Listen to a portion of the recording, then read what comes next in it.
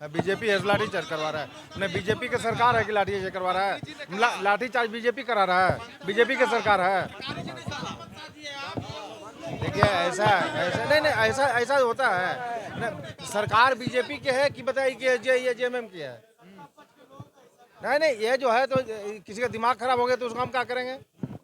सीधी बात ये जान लीजिए कि ये सरकार नौकरी बेचने वाली सरकार है, और नौकरी है जो बेच करके ये जो जुआ है उनके साथ अन्याय कर रही है। हाँ, हम ये हुए लाठीचार्ज हुए जो छात्रों पर हुआ है उसकी घोर निंदा करते हैं, और जो इस ये नियुक्ति में जो गड़बड़ियाँ हुई है उसको अविलंब रद्द करके फिर से ये परीक्षा फल है ये घोषित करने की मांग करते हैं। अब उठाएंगे, एकदम उठाएंगे, उठाएंगे, आज उठाएंगे। हाँ, राज्यपाल के अभिभाषण के बाद हम उठाएंगे। लोग चाह रहे हैं कि नौकरी दे, लाठी ना दे, और जो पिछले बार का 25 लाख नौकरी बाकी है और इस सरकार का 12 लाख, दोनों मिला के 37 लाख नौकरी है। तो 37 लाख नौकरी सरकार दे, और अभी जो रिजल्ट आया, कुछ आएगा तब ना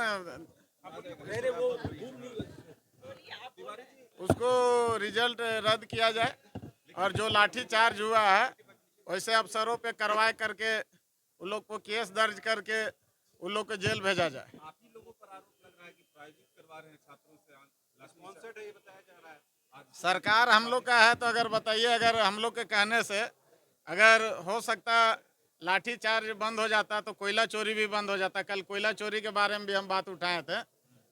थाना के बगल में ही कोयला, मतलब 100 गाड़ियों, सैकड़ों गाड़ियों निकल रहा है। तो हम लोग तो एक विधायक है, आप लोग खुद कल भी बहुत लोग बोल रहे थे कि मात्र एक विधायक है, और हम लोग अगर इतना सरकार के पास ताकत है तो हम लोग कैसे लाठी चार्ज कर सकते हैं? हम पुलिस के एक ठो में हम लोग का सिक्योरिटी गार्ड नहीं सुनता है तो एसपी और छात्रों की पार्टी है और अब अकेले आप चुनकर विधायक हैं, क्या जाएंगे छात्रों के बीच में आंदोलन के साथ देंगे?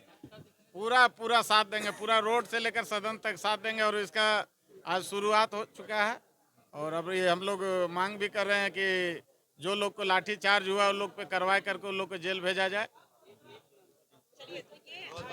आप शुरू किया जाए सरकार के व्यवहार है। मैंने लाठीचार्ज से पूर्व मुझे आशंका नीचे करो ना हो सकती है, क्योंकि छात्र आक्रोशित हैं, वो सड़कों पे आएंगे ही, अपने मंत्री को मनवाने के लिए प्रदर्शन करेंगे ही। तो मैंने सरकार को सदन में पहले ही सीजीएल के मामले को उठाया था मैंने, और मैंने उनसे कहा था कि आप सड़क पे जाइए, जो छात्र बैठे हैं आप उनकी एक टीम को या तो बुलाइए या फिर आप अपने उनकी प्रतिनिधिमंडल जो होते हैं और उनसे बात कीजिए।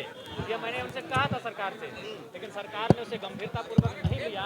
आज उसका ही दुष्परिणाम हुआ कि जो छात्र अपने सुनहरे भविष्य की तैयारी कर रहे हैं आज वो सड़कों में पीटे जा रहे हैं, घसीटे जा रहे हैं, चोटिल हो रहे हैं, जख्मी हो रहे हैं। ये इस राज्य के लिए दुर्भाग्य का विषय है। आपका रुख क्या रहेगा सदन के अंदर, आपका रुख क्या रहेगा? देखिए, सदन के अंदर हमारा रुख बहुत ही कड़क रहेगा। इस विषय में हम छात्र के मुद्दों को बहुत ही गंभीरतापूर्वक सदन के पटल पर रखने का कार्य करेंगे। देखिए, विपक्ष क्या कहती है उससे हमें फ़र्क नहीं पड़ता है, लेकिन हाँ, जनता क्या कहती है उससे फ़र्क ज़रूर पड़ता है। और अगर जनता कह रही है तो निश्चित तौर पर हमारी सरकार उस पर गंभीर है। आने वाले समय में मुख्यमंत्री जी ठोस कदम उठाएंगे, और आने वाले समय में हमें ये भी देखना है कि अगर र्यूमर्स के आधार पर हम कोई कार्रवाई कर लें तो वो भी गलत होगा, क्योंकि पिछले बार भी हम लोग ने देखा है कि जेपीएससी के अध्यक्ष ने कोई आरोप सिद्ध नहीं हुआ, कुछ नहीं हुआ, उसके बाद उनको इस्तीफा देना पड़ा, और उन्होंने स्वयं इस्तीफा दिया।